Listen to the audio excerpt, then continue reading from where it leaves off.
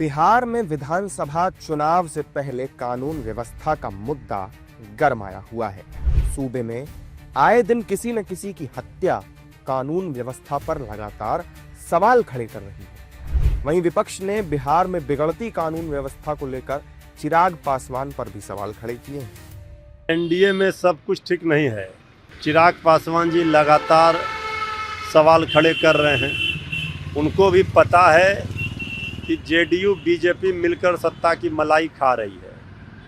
चिराग पासवान जी अगर सचमुच में बिहार का हित चाहते हैं, बिहार की भलाई चाहते हैं, उनको खुलकर सामने आना चाहिए। ये धूप छांव का खेल नहीं खेलना चाहिए। खुलकर आवाज़ उठाएं कि बिहार में गुंडा राज, अपराधी राज कायम है, क्योंकि बिहार की जनता फिर चिराग पासवान जी को भी भविष्य में माफ़ कर नहीं करेगी अगर इस समय चुप रह जाएंगे तो।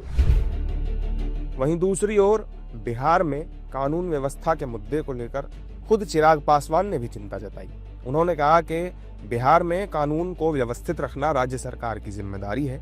साथ ही राज्य मंत्री संतोष सिंह ने भी लॉ एंड ऑर्डर को लेकर अपनी प्रतिक्रिया दी है। जहां तक रही लॉ एंड ऑर्डर की बात, ये संघीय ढांचे में, फेडरल स्ट्रक्चर में हर कोई जानता है कि पूर्णतः ये राज्य सरकार का विषय आता है, ये राज्य सरकारों के अंतर्गत आता है। ऐसे में प्रधानमंत्री को चिंता नहीं है, कतई ये बात जायज़ नहीं है। बट हाँ, ये चिंता हम सबकी भी है। जिस तरीके से हाल फिलहाल के दिनों में आपराधिक घटनाएं बढ़ी हैं, जिस तरीके से एक के बाद एक ऐसी घटनाएं सामने आ रही हैं जिसका बारे में शायद किसी ने कभी सोचा भी नहीं होगा। जिस तरीके से पारस हॉस्पिटल में घुसकर, कमरे में घुसकर दिन दहाड़े 5 शख्स घुसते हैं और दिन दहाड़े गोलियों की बौछार कर देते हैं। ऐसा नहीं है कि बिहार में ये घटनाएं पहले नहीं हुई हैं।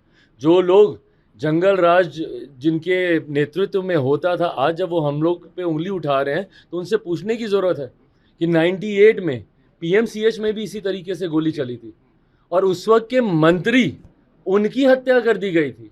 उस वक्त वो मंत्री थे, उस वक्त घुस के उनकी हत्या कर दी गई थी। उस वक्त किसकी सरकार थी? इन्हीं की थी ना।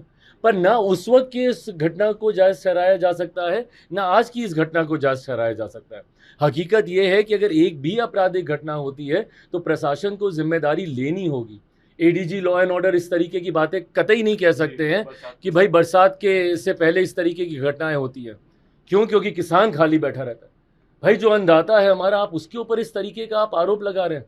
और ये आरोप नहीं लगा रहे हैं, आप लीपापोती कर रहे हैं। आप अपनी जिम्मेदारियों से आप भागने का कार्य कर रहे हैं, जो कि कतई स्वीकार्य नहीं है। देखिए, ये तो गैंगवार है। जैसे आप ही लोग के चैनल के माध्यम से, टीवी के माध्यम से पता चला कि चंदन मिश्रा भी एक कुख्यात अपराधी था। वो किसी के मर्डर केस में ही, किसी अपराध में ही सजायाफ्ता जेल में था और उसी गैंग के गिरोह के कुछ जो सदस्य हैं उसकी हत्या करवाया है। तो ये क्राइम, दैट नॉट मीनिंग कि ये क्राइम कोई बढ़ गया है।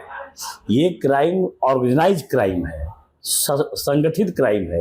एक ही गिरोह के लोग आपस में एक दूसरे को गोली मार रहे हैं। हाँ, जैसे हत्या हुई है तो आप थोड़ा पेशेंस रखिए। मैं तो बार बार कह रहा हूँ कि जो बुलेट चलाएगा वो बुलेट खाएगा, और थोड़ा सा इंतजार करिए।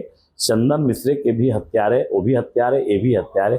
फिर भी सरकार किसी भी सूरत में उनको छोड़ने वाली नहीं है, चाहे वो जमीन पर रहें, चाहे पताल के अंदर रहें। चुनाव से पहले बिहार में बिगड़ती कानून व्यवस्था सीएम नीतीश कुमार के लिए कितनी नुकसानदायक साबित होगी, ये चुनाव के नतीजे बताएंगे।